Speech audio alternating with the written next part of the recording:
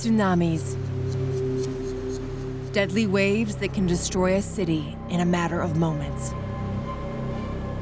And until December 26, 2004, we knew almost nothing about them.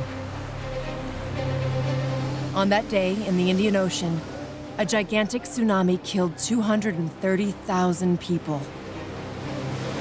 Caught live on camera, this phenomenon became visible to the world. 7 years later, in 2011, in Fukushima, a nuclear power plant exploded after being engulfed by another tsunami.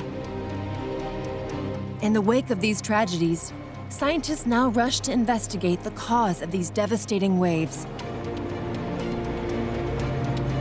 They need to understand them in order to save lives. They know that tsunamis can hit every region of the planet. And coastal developments make us more vulnerable every day. Can this new science protect us?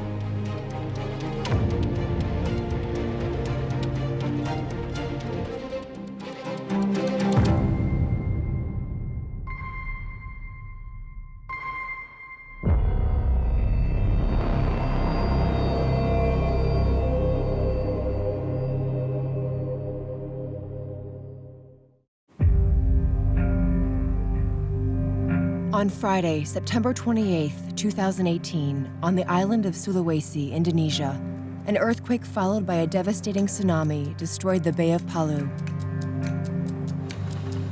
Within minutes, 4,000 people lost their lives and 79,000 others had to be evacuated.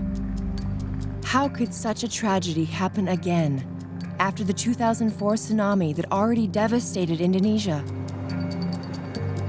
Two tsunami specialists, Professor Kostas Sinolakis of the University of Southern California and Professor Herman Fritz of the Georgia Institute of Technology, were sent by UNESCO and the Indonesian authorities to investigate the causes of the tragedy. Quite impressive to see the devastation. We're now 3 weeks after the event. And here we can kind of see why it's important to come up as quickly as possible, or at least once the emergency is over, because a lot of bulldozing in this area already, so a lot of evidence is already lost. For those who know how to look, these fields of ruins hold clues of the wave passage. But time is running out. The monsoon will soon wash away the remaining traces.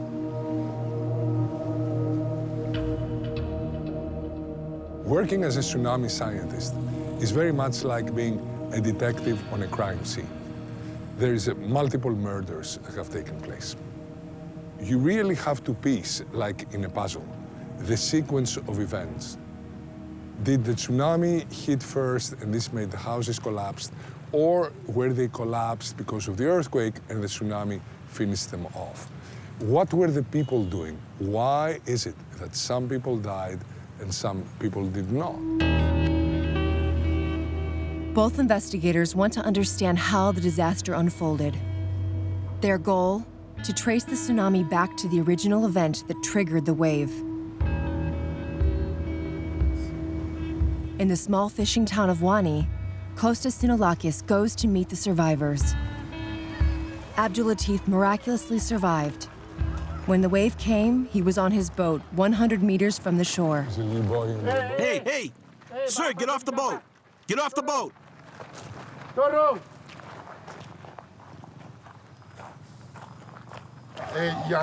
At the time of the first wave, when there was the big tremor, I went out on the deck of the boat. Did you feel the tremors on the boat? Yes, the boat shook because the water had gone down, and the boat was grounded. What did he do at the time? He stayed with the boat? Did you stay on the boat? In front, over there, I was holding onto the mast. Oh, okay. And then I saw the wave breaking in the distance. It was very fast. In no time at all, it was next to the boat, pushing us. About how high was it? I had time to see my house. The top of it was almost at the same height as the boat. Where is your house? Over there. The wave was about 5 to 6 meters high, the height of my house. For Kostas Sinolakis, this tsunami is an enigma. How is it possible for a 5-meter-high wave to crash through here when a bay is usually protected from tsunamis?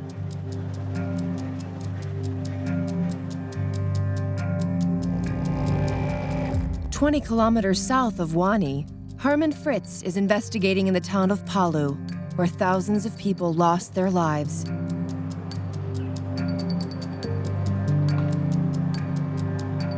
With the help of 2 Indonesian scientists, Herman Fritz goes to the parking lot of the shopping center overlooking the bay. In order to understand the dynamics of the wave, he relies on another kind of witness: mobile phone videos. This is the exact spot that we saw on the video. Here you can see the billboard. Yes. Tsunami wave coming, people running away. People running away. Oh.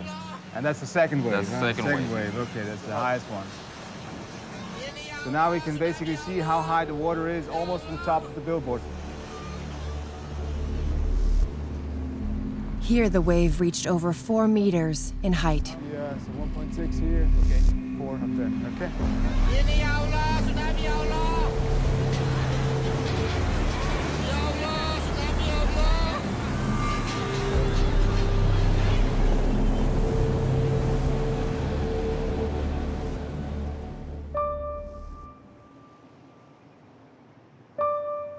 To trace the source of the tsunami, Herman Fritz needs to establish a model of the devastating wave, determine its height at different points in the city, and measure how far it spread inland. I'm going to try to do some detailed surveying here, so we're going to try to get a full 3D scan. And the purpose of that is so we get a 3D space. Basically, the LiDAR scans all the point cloud, and we can see how the wave goes through it. So can we measure how high the wave is at every given instance, and how fast the wave is moving across through the houses, washing away the houses, and across the street.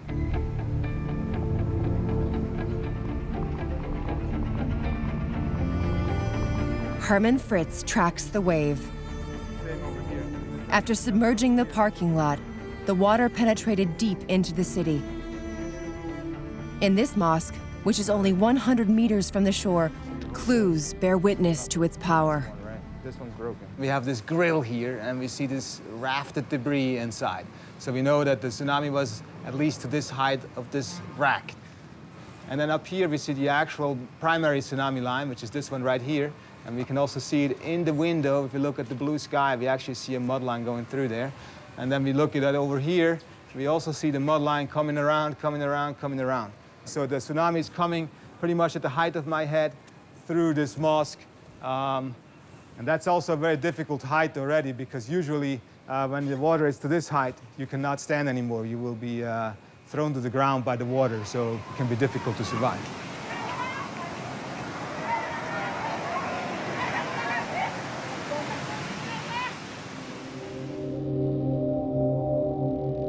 After 3 days of fieldwork, the 2 American researchers and their Indonesian colleagues are finally able to produce a first simulation of the tsunami that submerged the Bay of Palu.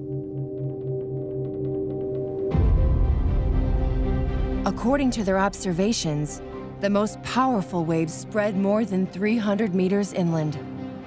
But for Kostas Sinolakis and Herman Fritz, the investigation has only just begun.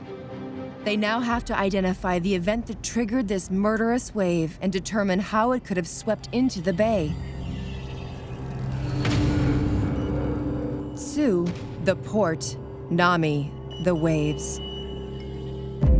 The waves that destroy the port. This word, now universal, dates from the 17th century. It comes from the other place on the planet most frequently affected by tsunamis: Japan. It was coined by fishermen who returned on a storm-free day to discover their port completely devastated by the waves.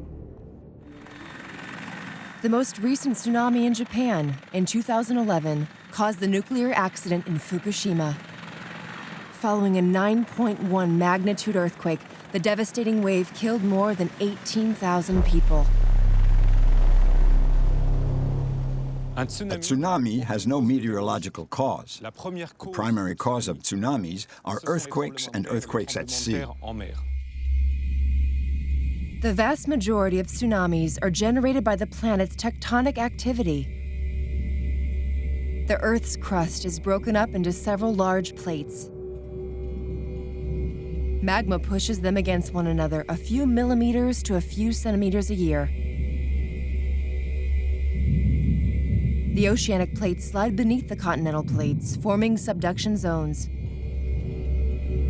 Friction between the plates causes deformation of the continental plate, which accumulates a gigantic amount of energy. When the tension is released, it generates a huge undersea earthquake. The earthquake displaces all the water at once. So if we are 4 kilometers deep, we have 4,000 meters of water that moves at the speed of an airliner. Very quickly, as we approach the coast, the speed is reduced, the wave gets bigger, and we find ourselves on the coast with waves of 20 to 30 meters, as we saw in 2011.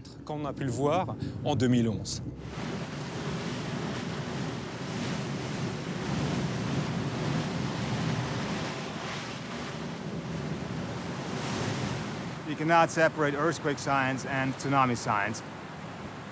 The longer the duration of the earthquake gives a very good indication of how strong the earthquake is. It's like a zipper. If you have a small earthquake, it's a short rupture area. And that means the duration is shorter. If it's a big earthquake like Sumatra, magnitude 9, or Japan, magnitude 9 plus events, then basically you have a very long zipper. That means the shaking will go on for several minutes. Jesus Christ, look at that. Fucking hell.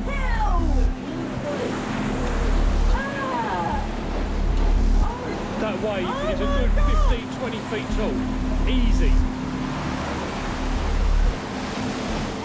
The longer and more intense the undersea earthquake, the more powerful the tsunami it generates. This is what happened during the terrible earthquake of December 26, 2004. In the Indian Ocean, a fault located 100 kilometers off the coast of the town of Banda Aceh on the island of Sumatra, Indonesia, broke on a line of 1,200 kilometers. The earthquake, with an exceptional magnitude of 9.1, lasted more than 5 minutes. 15 minutes later, 35-meter waves hit the coast. Continuing across the entire Indian Ocean, the tsunami claimed a total of 230,000 lives. A huge human disaster captured live for the first time by hundreds of video cameras.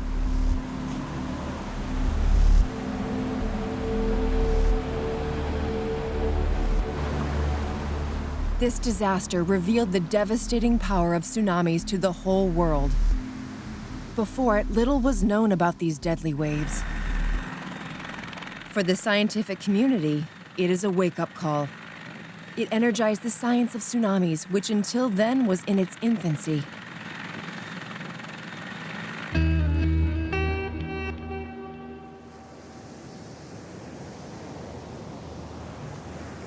Numerous international studies are launched. The research of Indonesian geologist Nazli Ismail will lead to a major revelation.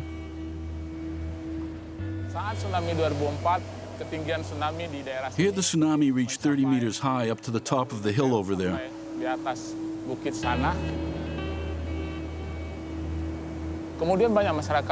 People rushed to the mountains, but very few survived. Surveying the coast for traces of the tsunami, Nazli Ismail made an exceptional discovery 30 kilometers south of Banda Aceh.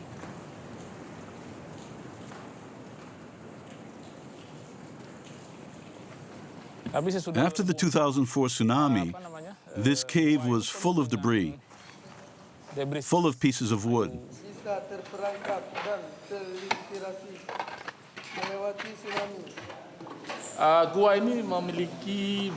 This cave has a very particular architecture. It is L-shaped and its entrance is parallel to the coast. Langsung berhadapan dengan laut, tetapi paralel dengan laut dengan garis pantai. So every time the water of a tsunami comes to submerge this cave, it is retained inside. Dan kita ketahui bahwa Nazli Ismail had a hunch. If this cave trapped the material carried by the 2004 tsunami, it could also hold the memory of past catastrophes.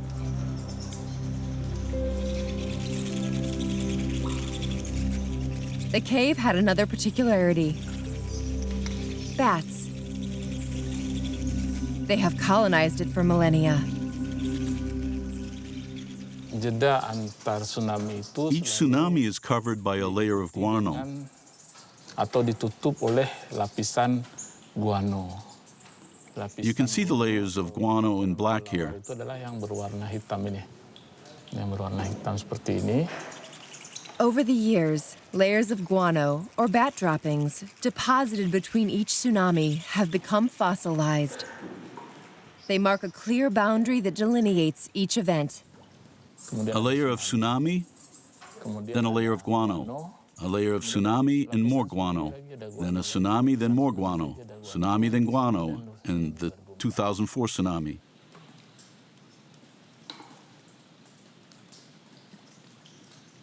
With the help of researchers from Singapore's Earth Observatory, Nazli Ismail is able to date 12 deposits by carbon-14. They tell the story of tsunamis in this region over the last 10,000 years. The upper deposit corresponds to the 2004 tsunami. The next event is about 2,900 years earlier. Then, 4 tsunamis occurred 25 years apart, about 3,300 years ago. The oldest was about 7,500 years ago. From the data obtained here, we have discovered that tsunamis are recurring irregularly. This is a lesson for both the government and the people. We have to be vigilant, to be constantly ready, because this disaster can happen at any time. Kapan saja bencana bisa terjadi.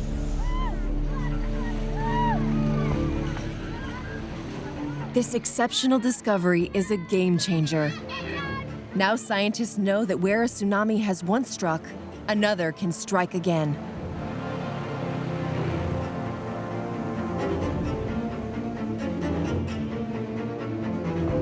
Now the question is, where have tsunamis occurred in the past?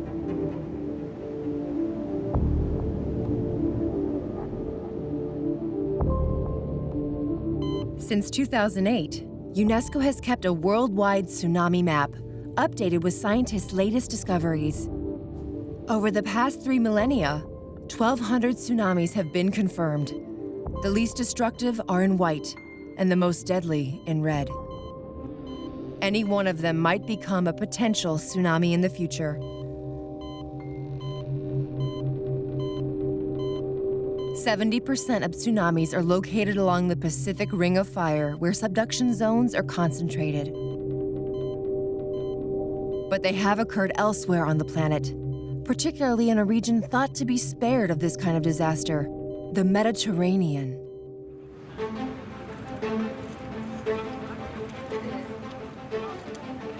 In Nice, thousands of tourists enjoy the pleasures of the beach.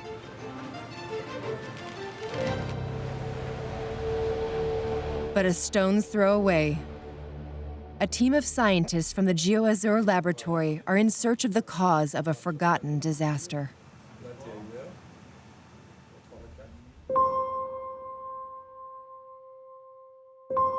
Digging through regional archives, researchers discovered that on February 23, 1887, an earthquake followed by a 2-meter-high tsunami hit the coasts of France and Italy. From Nice to Genoa, 600 died and tens of thousands lost their homes. Today, 2 million people live along the Riviera. Can such a disaster happen again?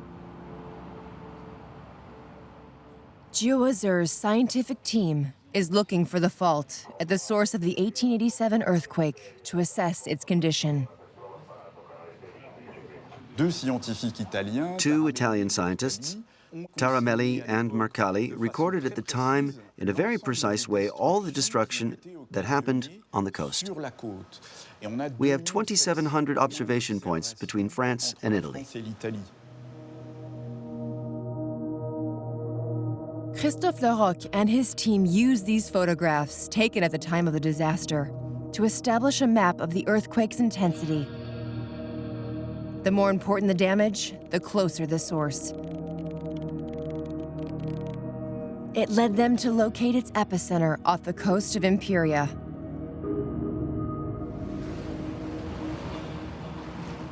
But identifying the exact fault responsible for the tsunami is a delicate task, because this seismic zone is one of the most complex in the world.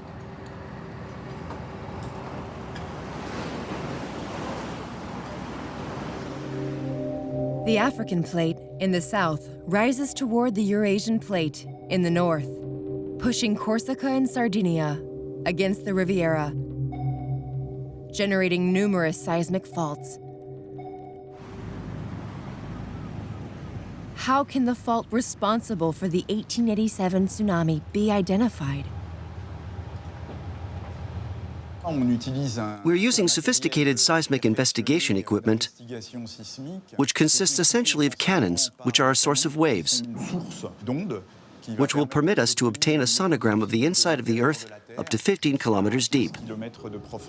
These waves will be recorded by the sensors we have within the line, a line that is 6 kilometers long, dragged behind the boat.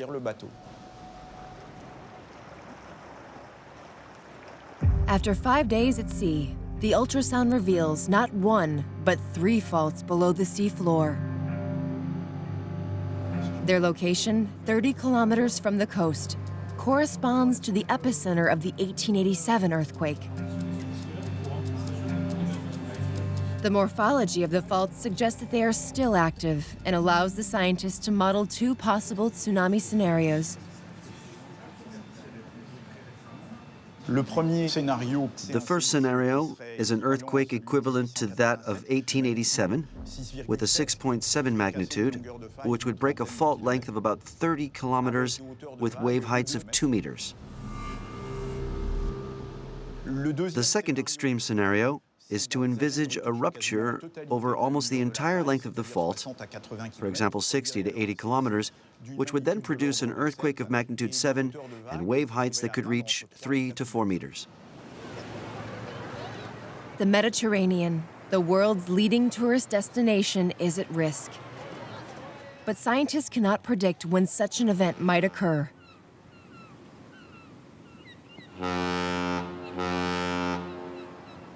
Since 2012, the region has been monitored 24 hours a day by CENALT, a tsunami warning center. Evacuation plans have been drawn up with a focus on Nice. But the reality remains.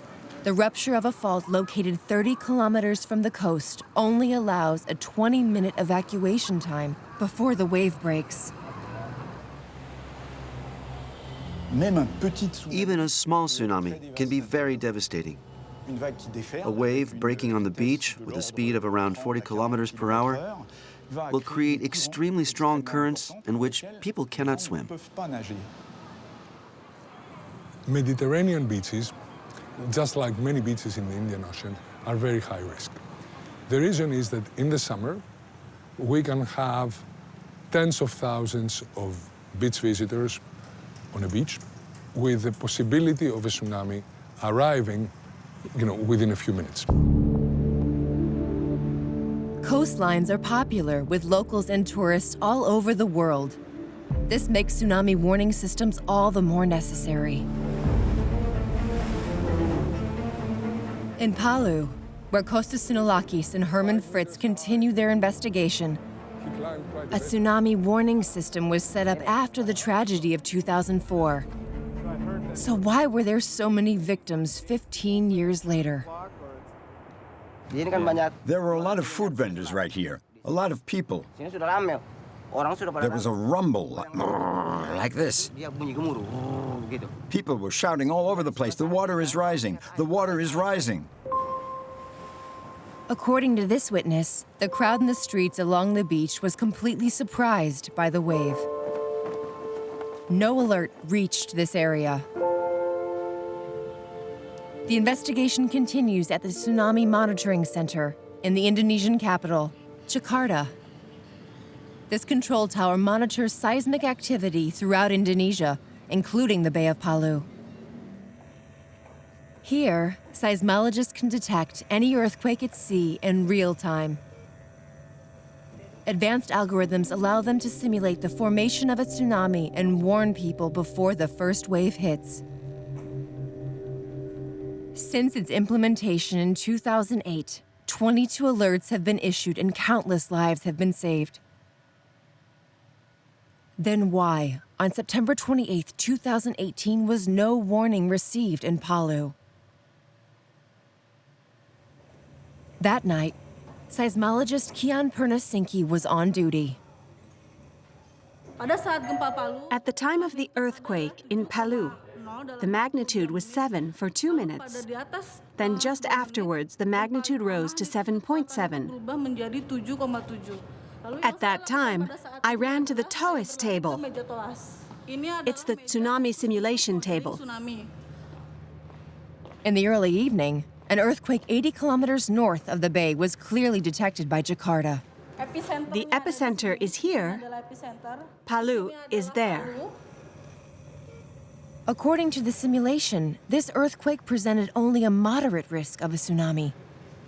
Nevertheless, an alert was triggered within the prescribed time limit, 5 minutes after the earthquake. So what happened?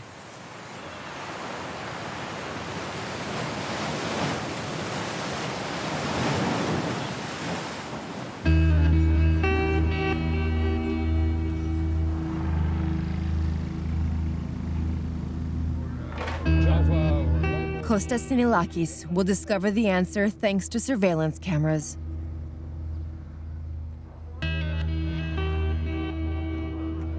Friday, September 28th at 6:02 p.m., the earthquake hits the Bay of Palu. It lasts a little over a minute.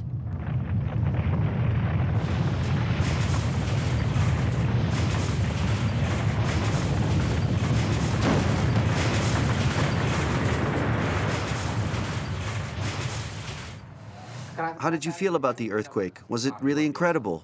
You couldn't stand up? Impossible. I was there under camera 2. I was hanging onto the gate, and then it calmed down and I came out. That after the earthquake, because he's so close to the water, perhaps a tsunami will come. They've always said a bay is a bay. It doesn't have tsunamis. They always occur in the open sea. And yet, it did happen right here. These images provide researchers with crucial information: time. The clock displayed on the videos reveals that barely 2 minutes elapsed between the end of the earthquake and the onset of the tsunami.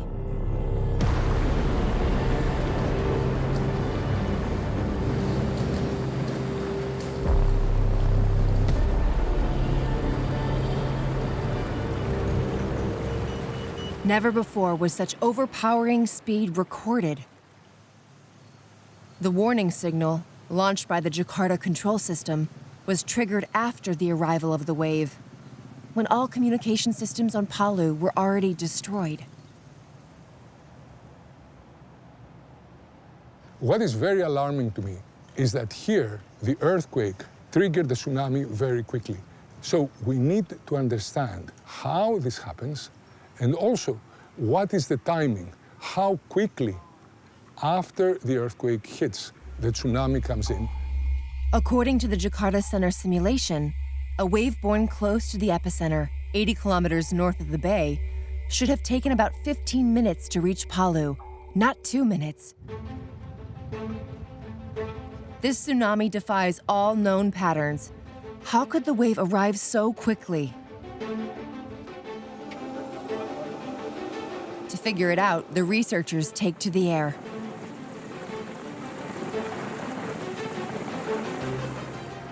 It's extremely important to us to have a bird's eye view of the entire place, because by being up on the air in a helicopter, it allows us to see how this wave came in and see the extent of the inundation. A first observation is surprising. Devastation alternates with untouched areas. But that's not all. So once you get outside of the bay, the wave disappears very quickly, and you're looking at very beautiful Indonesian beaches. So that already allows to confine the zone where to look for further for the sources to inside the bay. If the wave that devastated Palu had formed in the ocean, the entire coast would have been hit. For Herman Fritz and Kostas Sinolakis, the epicenter identified by the Jakarta Warning Center could not have directly generated the killer wave. The source of the tsunami must be inside the bay itself. Herman Fritz and his Indonesian colleague, Gegar Parasetya, returned to the West Bank to understand how the tsunami could have originated in this sheltered area. Gegar Parasetya has collected new footage filmed nearby. The bar is still over there, the same position. Yeah. So then you can see also the background of these events, and then this is when they started this landslide. Yeah, local landslide, co-seismic, triggered by the earthquake. You have a small semicircular wave that you can even see in the video. Yeah. So I think this is going to be a localized impact from this landslide tsunami. You have a lot of alluvial material here, so I think once you shake it, it will go. For Herman Fritz, the low intensity of this first wave, filmed at the very moment of its birth, suggests it was triggered by a very localized phenomenon, a coastal landslide. Here, we have evidence because we have a coastal scarp. Okay, so the scarp actually is along the shoreline. The land went into the ocean, and so we have a coastal landslide. I don't think this localized tsunami is big enough to be the main source of the tsunami that wiped away Palu or Vani on the other side of the bay. Surveying the entire bay, researchers discover several other similar landslides, all sources of mini tsunamis. But it is by looking further inland that the full story of the Palu tsunami finally becomes clear. Look, this is pretty amazing.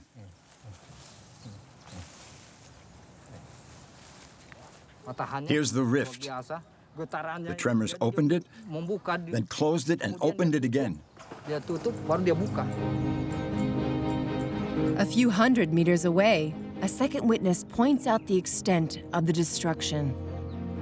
It collapsed all the way down there, all the way to the mosque in Ikra.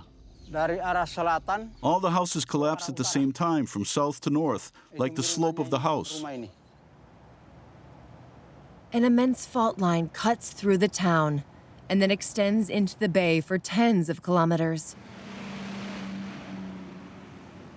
Researchers finally have the answer. It is this fault that caused the Palu tsunami. After 5 days of field investigation and months of data analysis, the sequence of events is finally reconstructed. On September 28, 2018, at 6:02 p.m., a 7.2 magnitude earthquake occurs 80 kilometers north of Palu. The epicenter, correctly identified by the Jakarta Control Center, does not directly trigger the tsunami. The seismic wave travels by land at an extreme speed of 900 kilometers per hour, triggering the fault that crosses the entire bay. Within 2 minutes, landslides are provoked all along the coast, generating several mini tsunamis. The energy of all these mini tsunamis accumulates inside the bay, combining to form a powerful wave that sweeps across the town. Herman Fritz and Kostas Sinolakis' investigation has come to an end. Their reconstruction of the Bay of Palu tsunami will help improve warning systems all over the world. We used to think that tsunamis only strike in areas where you have subduction zones. We now know, just like what happened here, that tsunamis can strike pretty much any place where you can have an earthquake. We are very concerned about this because similar earthquakes could take place in Seattle, they could take place in Southern California, they could take place in the Caribbean, and they could take place in the Mediterranean. What walls of water, what winds, what thunder, what a horrible earthquake, what a frightening sound of the sea, and what howling of a great people. These words by the great Italian poet Petrarch describe a strange storm over the city of Naples in the 14th century. It's an early testimony to man's fear in the face of the destructive power of nature. 700 years later, the volcanologist Mauro Rossi, who works on emergency plans for the city of Naples, was intrigued by Petrarch's description. If earthquakes and fault ruptures cause most tsunamis, volcanic eruptions can also trigger them. Petrarch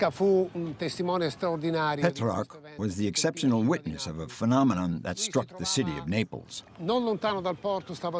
He was sleeping, not far from the port, when he heard strange noises so powerful that he thought it was an earthquake.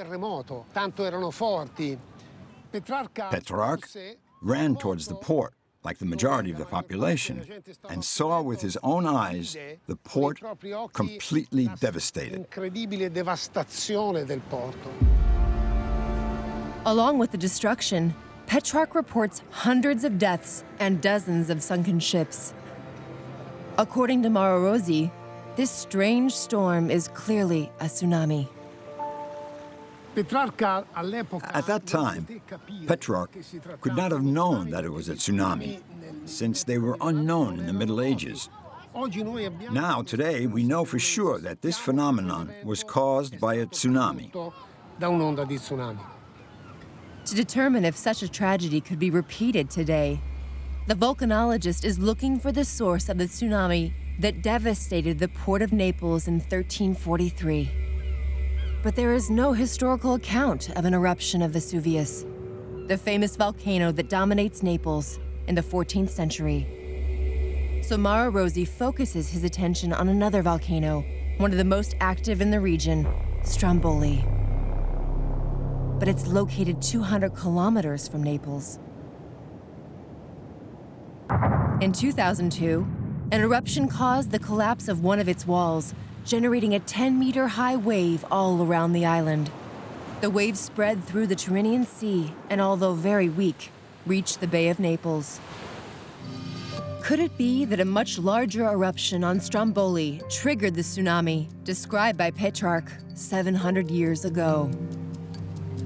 On the slopes of the volcano, archaeologist Sarah Levy excavates the remains of a small collapsed church. She provides Mauro Rossi with his first clues. We know that a dramatic event occurred due to the sudden collapse of the building, probably caused by a powerful earthquake, because large blocks of stone were found inside on the floor of the church. In order to date the past activity of Stromboli, archaeologists examined 3 skeletons found in the remains of the church. This skeleton was in a grave pit that was dug through the layer of collapsed tiles that fell down when the church collapsed. So this person was definitely a witness of the catastrophe, possibly a victim, possibly a survivor. This skeleton has been dated by carbon-14 in the middle decades of the 14th century. The date of the earthquake that shook the island of Stromboli coincides with a disaster in the Bay of Naples, described by Petrarch. Yet another detail reveals the magnitude of the event. When the church collapsed, it was not rebuilt, which is surprising and indicates a major change in human occupation at this location. It is likely that the island was abandoned until the 1600s. This dramatic event was so violent that for more than 200 years, 10 generations, the island of Stromboli remained unoccupied. Following these revelations, Mauro Rossi starts his own excavations. He wants to find clues linking the activity of the volcano to the tsunami described by Petrarch in 1343.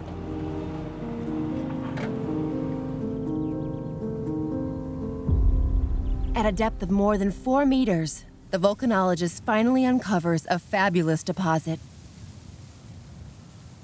Questo deposito di Tsunami è di gran lunga il più importante. This tsunami deposit is by far the largest we've ever found, and we've dated it to 1350, as evidenced by the materials in it. Look at the size of these perfectly round rocks. They must have come from the beach.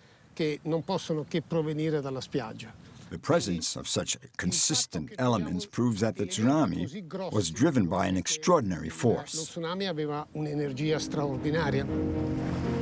All the facts coincide. The powerful wave that projected these rocks 200 meters from the beach occurred at precisely the same time as the earthquake that destroyed the small church on the island.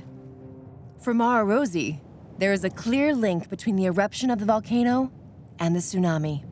La Sciara del Fuoco. It is on this impressive slope that all the volcanic material ejected by Stromboli accumulates. 700 years ago, following an eruption, the volcanologist believes that the Sciara del Fuoco suddenly shed its millions of tons of accumulated debris, causing a tsunami that spread to the Bay of Naples. Given the current activity of Stromboli, it's assumed that the level of detritus on the Sciara del Fuoco would be comparable to that of the Sciara at the time Petrarch describes the tsunami.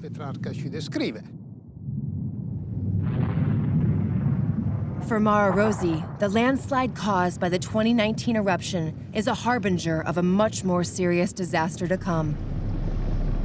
The Sciara del Fuoco could collapse into the sea at any moment.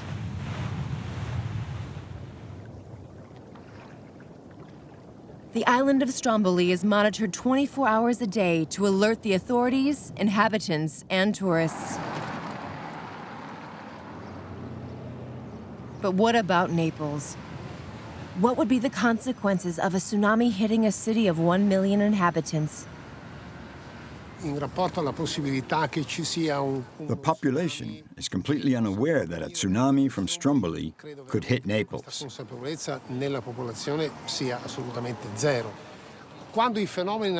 In the case of infrequent natural phenomenon, people tend to believe that there is no imminent danger.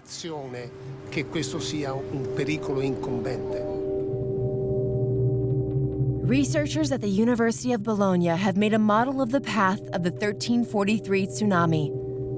It gives an idea of what could happen today.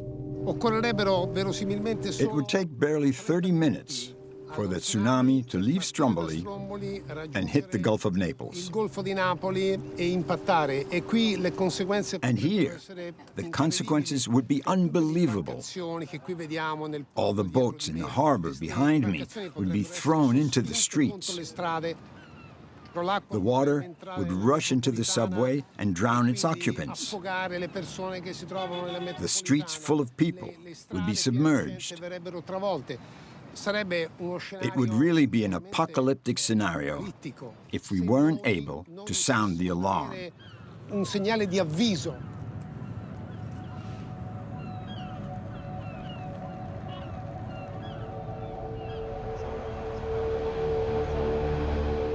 Earthquakes, fault slides, volcanic eruptions. All sorts of tectonic activity can trigger tsunamis. Research carried out over the last 15 years has made it possible to perfect warning systems and better adapt them to each risk zone.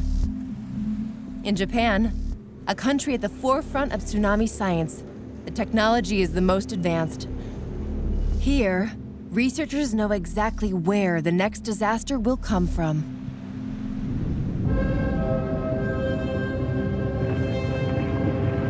These images are not those of a disaster movie, but a public service announcement from the Japanese authorities. Broadcast in March of 2018, it's intended to prepare the population for a tsunami that scientists give an 80% chance of occurring in the next 30 years. The film explains how to react and behave, but also predicts the likely scale of the disaster: 350,000 victims and widespread damage that would affect the Japanese economy for at least 20 years. The cause? the rupture of the Nankai Fault that runs along the west coast of the country for 900 kilometers. The threat of the Nankai Trough is very specific because it is located in front of all the economic centers of Japan. Whether Tokyo, Osaka, Nagoya, all these cities are in vulnerable areas. No technology can predict an earthquake. But the Japanese have set up an extensive monitoring system to immediately warn the population. It's a matter of listening to the fault, knowing when it will move, and being able to sound the alarm as quickly as possible. And for that, we have the DONET system, which is just outside Osaka Bay. The DONET system is the most sophisticated seismic detector in the world. 29 underwater mini observatories. Pressure sensors, seismometers, accelerometers are installed directly on the fault line off the coast of Osaka to give the alert as soon as the first tremors occur. The tsunami would arrive between 3 and 5 minutes in the first cities with waves of 20 to 30 meters. Then the wave enters Osaka Bay and floods parts of Osaka, parts of Kobe, and especially all the islands that have been artificially created. Depending on the scenarios, we expect waves of 3 to 5 meters, and that would take between 30 and 45 minutes. In order to establish the most effective evacuation plans and test protective walls, the Disaster Prevention Center at Kyoto University simulates the effects of a Nankai Fault tsunami in a pool. We're almost certain that it will be an earthquake of at least magnitude 9.0, and that it will cause a tsunami.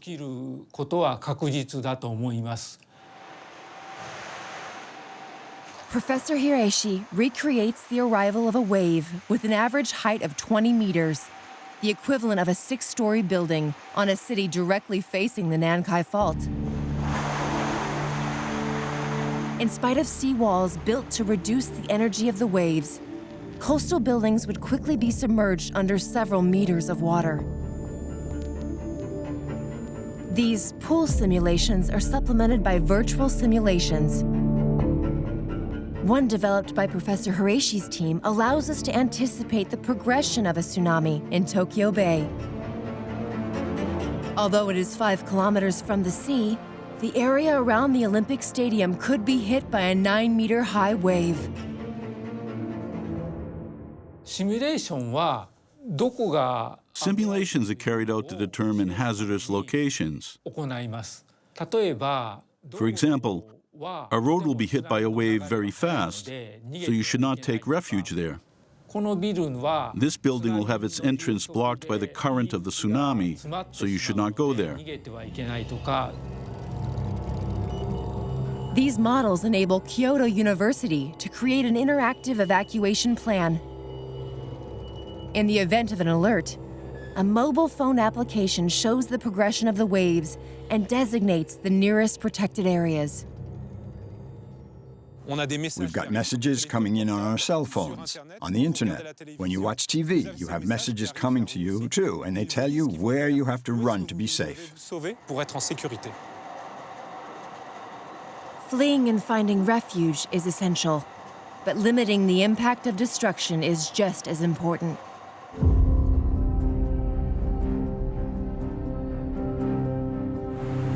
As the 2011 tsunami demonstrated, port areas are among the most dangerous sites. Ships can become giant projectiles. For Professor Hashimoto of the University of Kobe, evacuating them quickly in the event of an alert is a priority. Osaka Bay is very lively. Every day and at any given moment, there are 30 to 50 boats sailing there. We have no guarantee that in the event of a tsunami, a situation that may have never experienced, everyone would keep their cool and that the ships would evacuate one after the other in an orderly fashion. That is why we're developing an artificial intelligence system which will enable ships to evacuate or maneuver automatically. Despite technological advances, Japan is living on borrowed time. Like Osaka, a megalopolis of 8 million inhabitants and the country's second-largest economic center. A city built over time on embankments, below sea level, surrounded by hundreds of kilometers of protective walls. What happened in 2011 was that the earthquake had weakened all the structures. Part of the walls had fallen with the quake. So when the tsunami came, what we thought was effective was no longer effective. To date, even the most sophisticated technologies cannot predict earthquakes. These artificial islands reclaimed from the sea, built with houses, shopping centers, and petrochemical industries, could be destroyed in an instant. Faced with coming disaster, only education and informed reactions of the population will make it possible to save lives.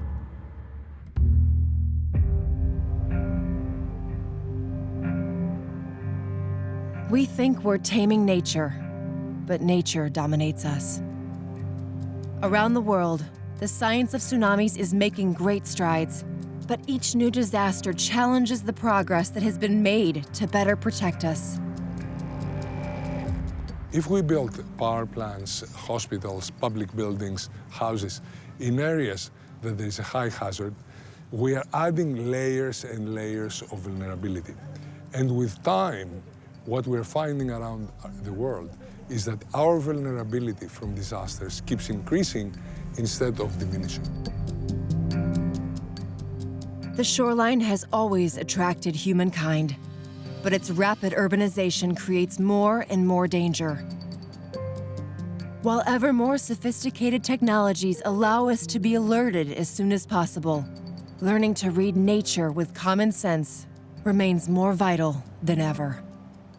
We say this worldwide. If you're near the coast and you feel any kind of ground shaking that lasts more than 15 seconds, move away from the beach.